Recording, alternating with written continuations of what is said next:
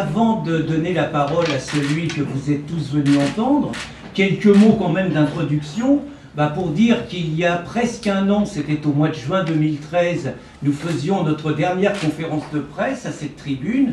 Nous étions en présence de quelqu'un qui n'était pas encore maire, mais qui l'est devenu depuis, c'est Robert Ménard, qui était venu nous apporter son soutien par rapport à la défense de la liberté d'expression dans la presse, qu'elle soit écrite ou Internet, par rapport au véritable harcèlement judiciaire que nous connaissons.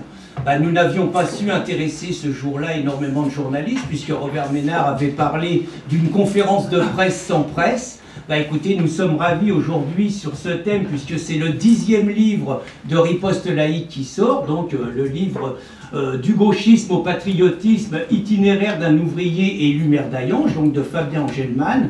Donc nous sommes ravis de voir que ce 10e livre, disons, intéresse un tout petit peu plus les médias. Donc nous avons lu les premiers commentaires qui ont circulé dans la presse, et donc notamment des commentaires qui font part, si j'en crois Libération, je crois, d'une avalanche de propos anti-islam et anti-immigrés.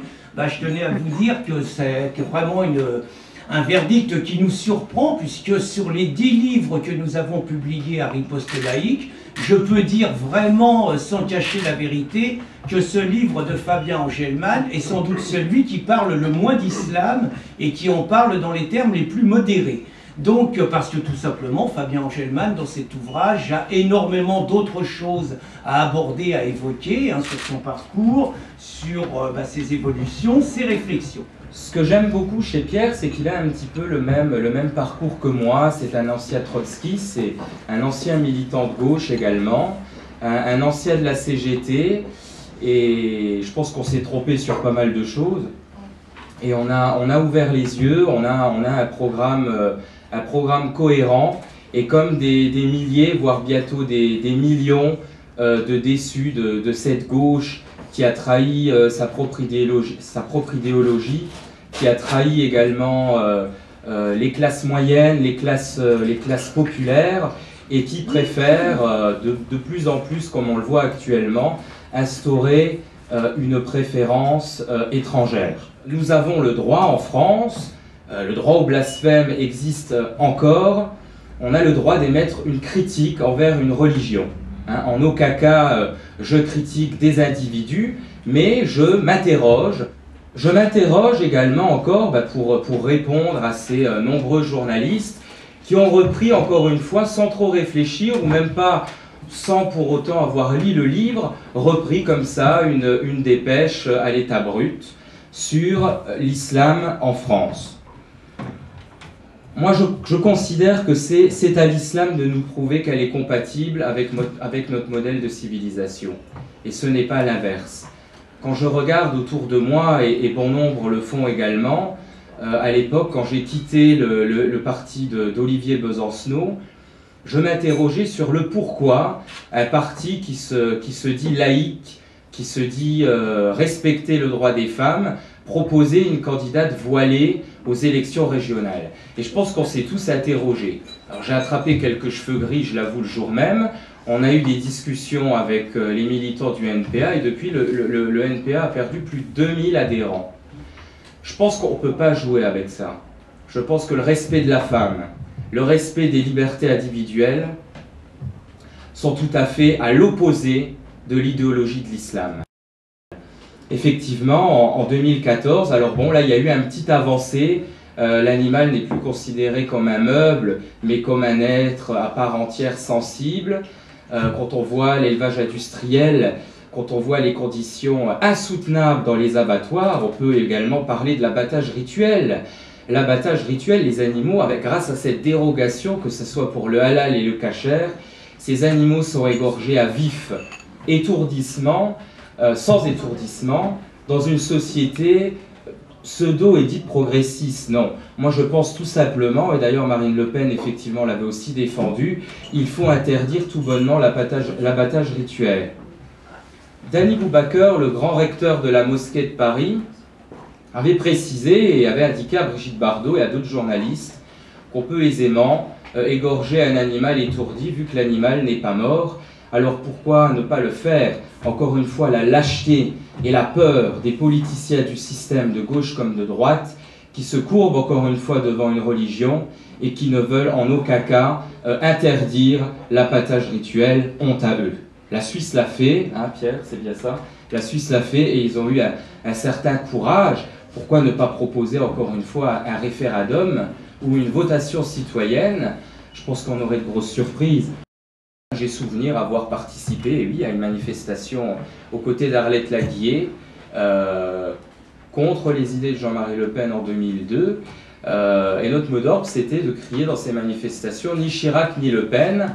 Eh bien, la LCR et le Parti communiste français nous avaient dégagé de la manifestation en nous insultant de fascistes, puisqu'il fallait absolument appeler à voter Jacques Chirac. J'ai quand même souvenir que Jean-Marie Le Pen, s'il était présent au deuxième tour, il n'avait pas volé non plus quoi que ce soit, il avait été amené au deuxième tour par la voie électorale et par les électeurs. La gauche de la gauche qui, encore une fois, cette douce utopie qui met en concurrence déloyale des travailleurs français avec des travailleurs étrangers. Si l'on continue comme ça à défendre l'Europe de Bruxelles, à défendre la mondialisation, eh bien, on va le voir, et comme on le voit actuellement, année après année, nos entreprises délocalisées, fermées, s'exporter vers d'autres pays où la main-d'œuvre est bon marché, perdre nos acquis sociaux, parce que le grand patronat se sert également de ça. Hein, entre cette nouvelle immigration qui arrive pour profiter aussi des largesses de la France, pour profiter de nos aides et pour souvent également imposer leurs coutumes qui ne sont pas les nôtres. Et puis, il y a l'élection municipale de Hayange et je dois dire que j'en suis plutôt fier d'avoir réussi à grouper autour de moi une équipe jeune, une équipe dynamique, une équipe désintéressée. Alors, on s'est fait beaucoup critiquer par le Front de Gauche, le Parti Socialiste, oui, mais votre équipe n'est pas fiable, il n'y a pas de compétences. Attendez, j'ai quand même demandé à M. David, maire de Hayange, 17 ans qu'il est au règne du pouvoir, ils n'ont pas réussi à sauver l'hôpital de proximité, la ville est dans un état lamentable, les impôts ont flambé, un problème d'insécurité publique. Au bout d'un moment, je pense qu'il faut laisser l'église au milieu du village. Nous avons travaillé sur un programme local, nous ne sommes pas gênés également pour parler de thématiques nationales, et nous avons été élus, et nous allons montrer l'exemple, puisque nous allons être surveillés à la loupe. Et ça, on en est conscient, que ça soit par les journalistes du système, ou que ça soit par les partis politiques en place du système, qui vont venir avec des jumelles au moindre dérapage, à la moindre petite entorse, allez-y, à la moindre petite entorse, vont écrire des papiers contre nous et ne vont pas nous lâcher. Donc ça nous donne encore plus la force de montrer l'exemple, de réduire les impôts en faisant des économies. Ça fait 1 semaine et demie qu'on est aux manettes à Hayange et on a regardé un petit peu les anciennes factures, les projets en cours, mais vous ne pouvez pas imaginer le gaspillage d'argent public par nos chers élus. 16 voitures de service qui étaient données aux mains de la direction, qui ne rentraient pas le soir au garage de la commune et qui partaient à Metz, qui faisaient des kilomètres à n'en plus finir, les cartes d'essence qui étaient utilisées pour remplir des réservoirs qui n'étaient pas forcément des véhicules de la commune, quelque chose d'incroyable.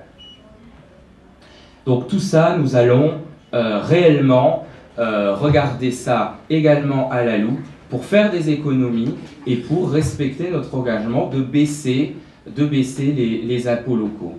Il en va de même pour la sécurité publique. Hein. Vous écoutez les socialistes au niveau local dans mon secteur, il n'y a pas de problème d'insécurité. Il suffit d'ouvrir le journal, de lire les faits divers, de voir une dame âgée de 75 ans violée à son domicile, de voir des vols à l'arraché auprès de personnes âgées qui se font arracher souvent leur chaîne en or ou leur sac devant le distributeur d'argent. Eh bien, nous allons faire respecter l'arrêté qui interdit la mendicité publique. Hein, on en a assez de voir des groupes d'individus agressés violemment ou insultés pour quémander quelques euros. Et on a de plus en plus des personnes âgées qui quittent Hayange et qui préfèrent aller faire leurs courses dans des grands centres commerciaux, Carrefour et compagnie, pour être plus en sécurité. Puis ça, il faut le comprendre aussi. Hein. Et interdire également la consommation d'alcool sur la voie publique. Depuis, on a rencontré notre responsable de la police municipale, on lui a donné d'autres directives. Ben, je peux vous garantir que les policiers à Hayange, ben, ils sont heureux. Ils sont heureux de nous dire « Ah, enfin !» À l'époque, le maire nous expliquait « Ne faites pas de vagues, ne faites pas de vagues, il ne faut pas faire ça, il ne faut pas faire ça ». Ils avaient dû enfermer leurs bombes lacrymogènes et leurs bâtons dans le coffre-fort. Eh bien, nous, on a signé l'arrêté, ils ont pu ressortir leurs bâtons, leurs bombes lacrymogènes, parce qu'ils sont là aussi pour faire respecter l'ordre.